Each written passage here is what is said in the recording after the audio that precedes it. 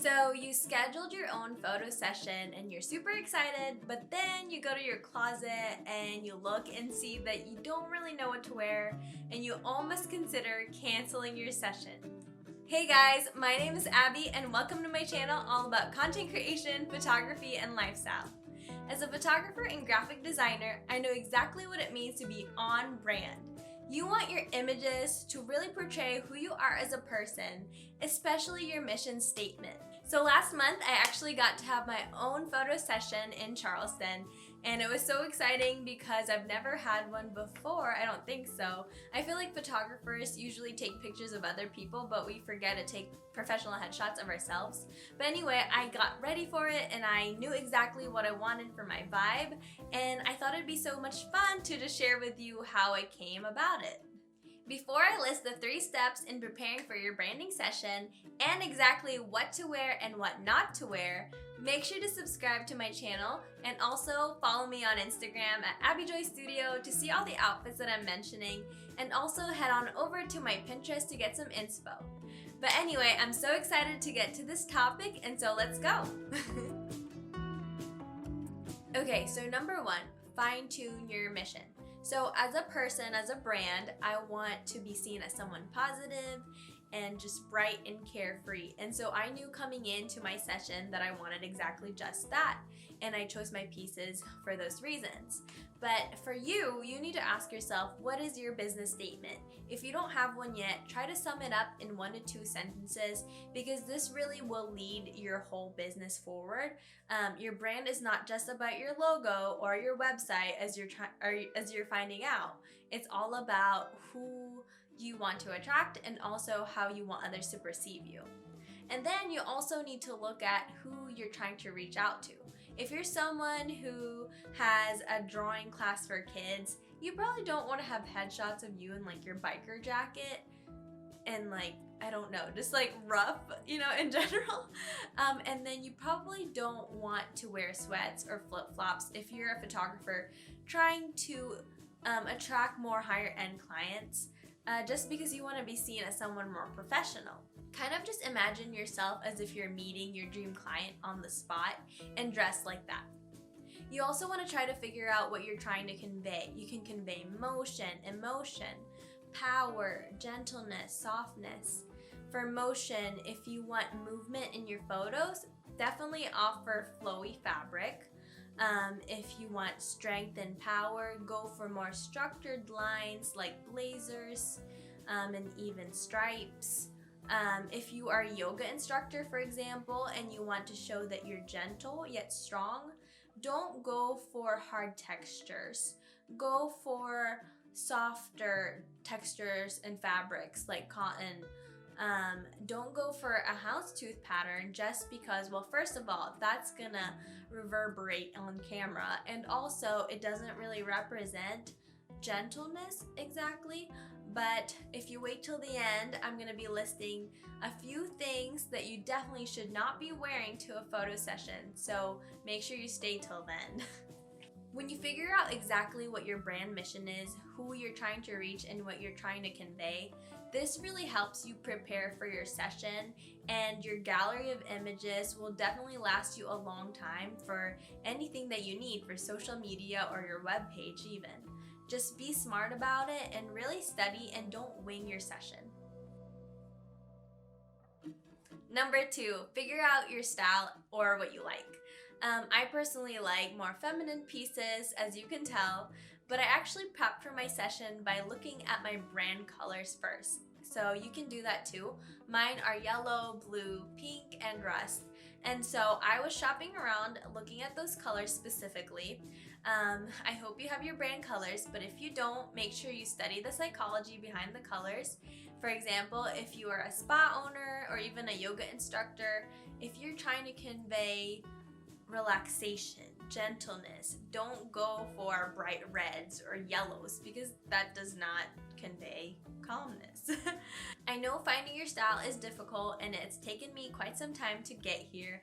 I actually used to wear stripes and plaid back in middle school and I've gotten so far, but my style is always changing. You never know, I could go back to that. But I really recommend going to Pinterest. It's the greatest invention ever. There's just so much on there.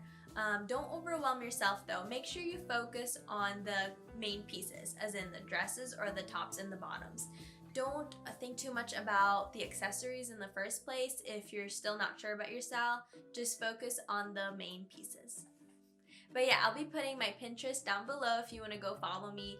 I'll be pinning clothes, I'll be pinning poses, and just different resources that will hopefully help you as a creative. And then of course, we have good old Instagram.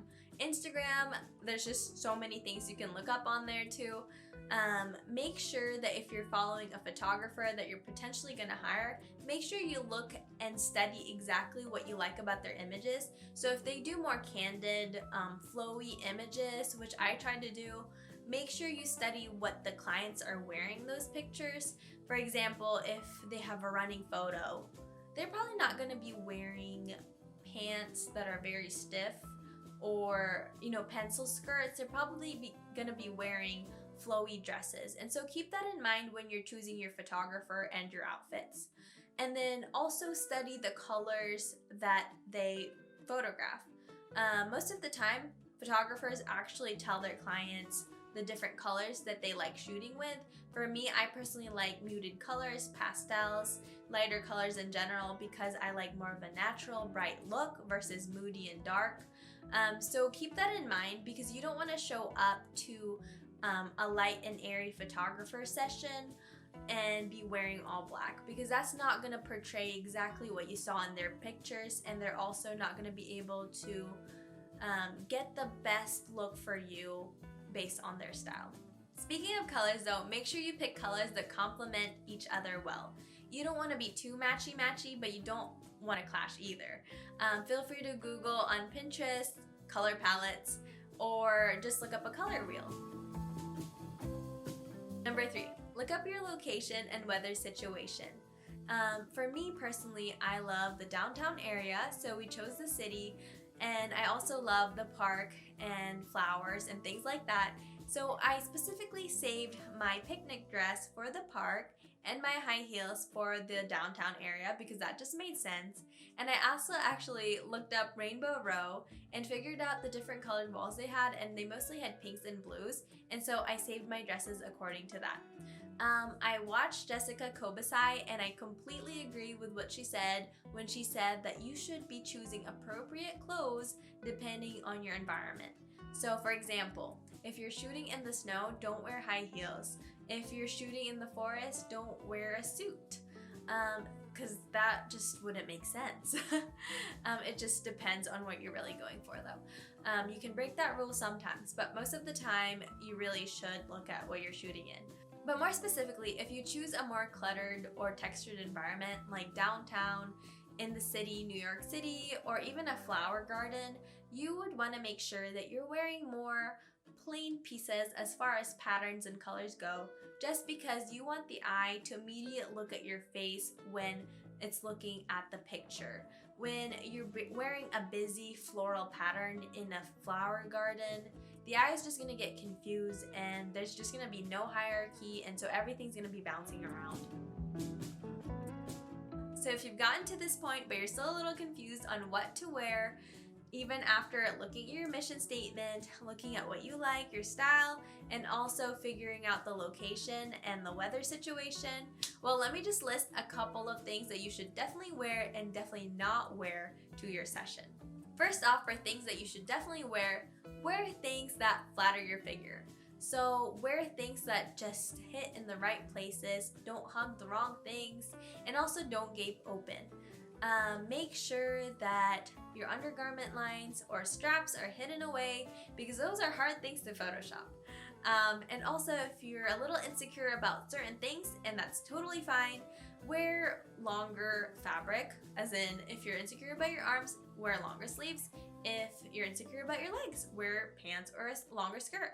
And there's nothing wrong with that. We're all humans. We just want to look the best in our pictures, right? And then also wear flattering colors. Sometimes our brand colors don't necessarily look good on us, so just keep that in mind. Also, as far as flattering cuts go, make sure you keep the neckline in mind, because that really is where your face and all that area starts. For me personally, I like square cut necklines, and I'm trying to shop for more things like that. It just looks better with rounder faces like mine, but maybe study and see, do you like round necklines or V-cut necklines? V-necks are more casual and are pointier, obviously it's a V, but if you're going for that look, go ahead.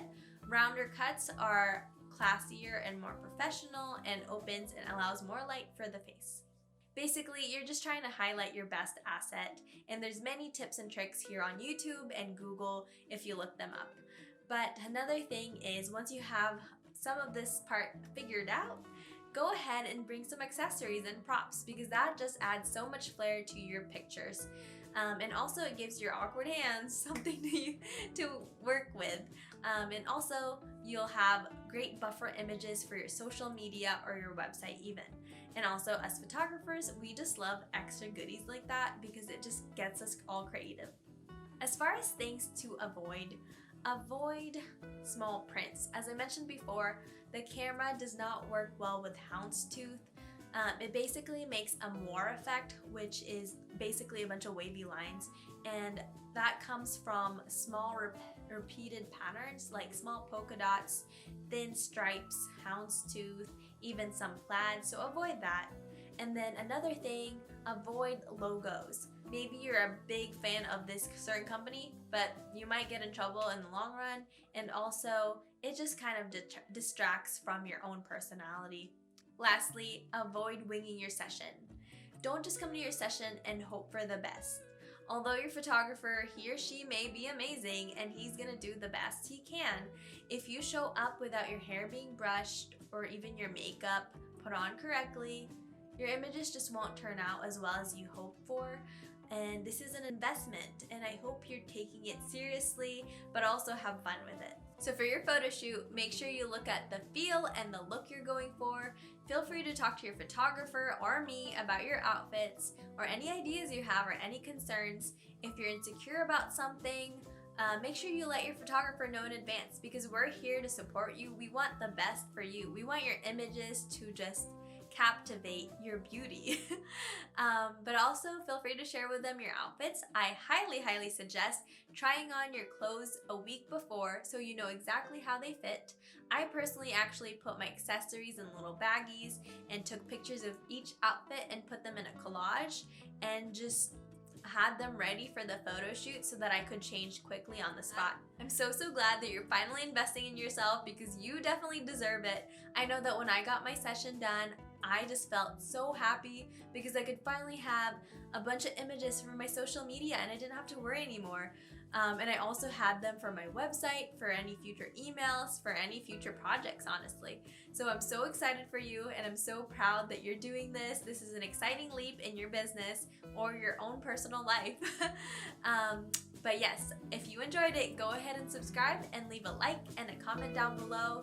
And till next time, I guess I'll see you later.